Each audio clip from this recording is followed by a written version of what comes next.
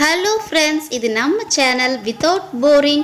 இன்றைக்கி நம்ம செய்ய போகிறது ஒரு காலிஃப்ளவர் பட்டாணி மசாலா. அதுக்கு காலிஃப்ளவரையும் பட்டாணியும் வேக வச்சுருக்கேன். ஒரு பாத்திரத்தில் 2 டேபிள் ஸ்பூன் ஆயில் போட்டு அதில் சோம்பு தாளிச்சிருக்கோம். அதோட கருவேப்பிலையும் புதினா இலையும் கொஞ்சம் சேர்த்துருக்கோம்.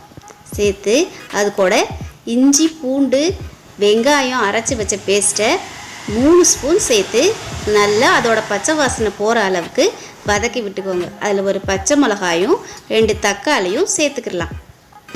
சேர்த்துட்டு அதுக்கு தேவையான அளவு உப்பு சேர்த்து கொஞ்சமாக கரம் மசாலா, கொஞ்சம் தனியாத்தூள் 1 ஸ்பூன், மிளகாத்தூள் 1 ஸ்பூன் சேர்த்து நல்லா மிக்ஸ் பண்ணி விடுங்க. கடைசியாக 1 ஸ்பூன் மட்டன் மசாலாவும் சேர்த்துருக்கேன். இது சாப்பாடோட மட்டும் இல்லாமல் பரோட்டா, பூரி, சப்பாத்தி கூட வச்சு சாப்பிட்றதுக்கு ரொம்ப சூப்பராக இருக்கும்.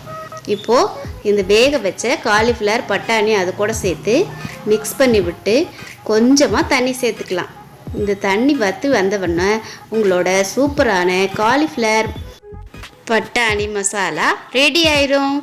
இது கூட மேலாப்பில் கொஞ்சம் மல்லித்தலையை தூவி இறக்குனீங்கன்னா சூப்பராக ரெடி ஆயிடுச்சு.